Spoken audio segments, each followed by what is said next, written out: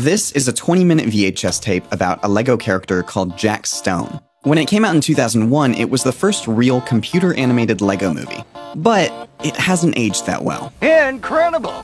Fantastic! 13 years later, the Lego movie looked like this.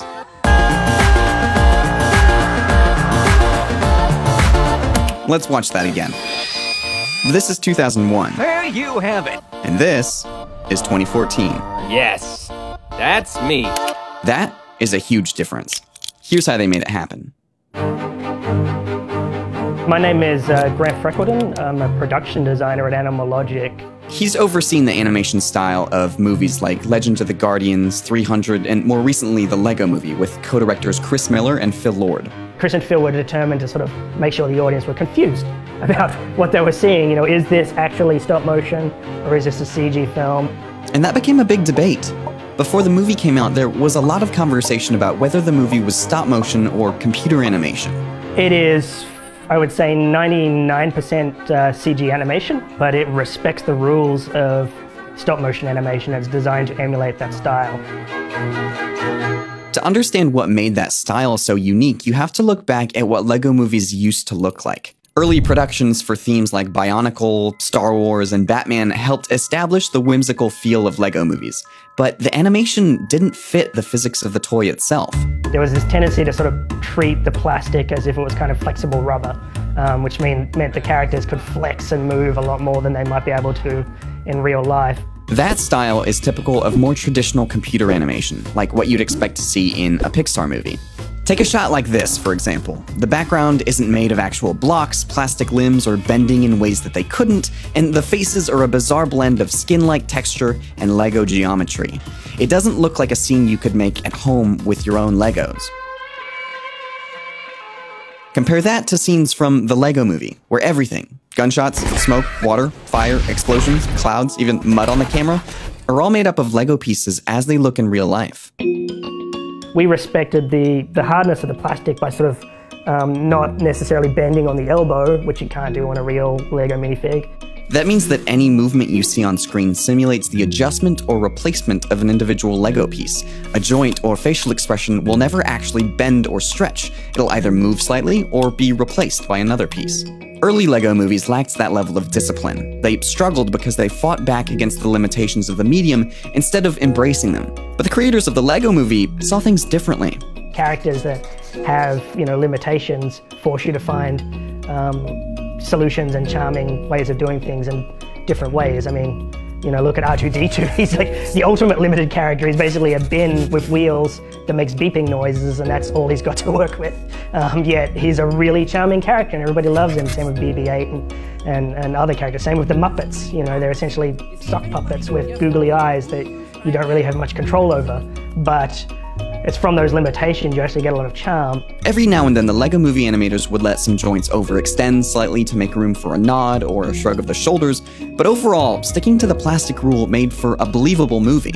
You can freeze frame any part of the Lego Movie and look at a scene that you could practically make at home. We're always trying to sort of echo and hark back to how a child might make a film in this, so we would alternate between thinking like responsible filmmakers working on a large budget Warner Brothers animated film, and then we would suddenly approach a scene as if we were like a kid animating in their basement. But the history of Lego movies actually does start with kids animating in their basements. In 1973, two Danish cousins aged 10 and 12 shot a short film called Journey to the Moon on Super 8 film. They made it for their grandparents' 50th wedding anniversary, and it's widely considered to be the first time anyone made a motion picture with Lego blocks.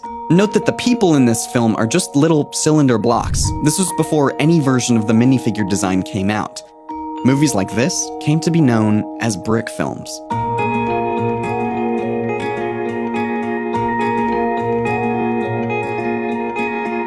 When fans were making these at home, they shot them in traditional stop motion. Footage was usually shot on twos, which meant that they would take 12 pictures, adjusting the characters every other frame, to make 1 second of film. Shooting on ones meant taking 24 pictures per second.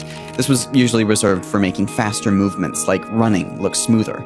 When the Danish cousins sent their movie to the managing director of the Lego Group, they were rewarded with a tour of the Lego factory and sent home with large Lego sets. But Lego hasn't always had the most positive reaction to homemade fan films like this one.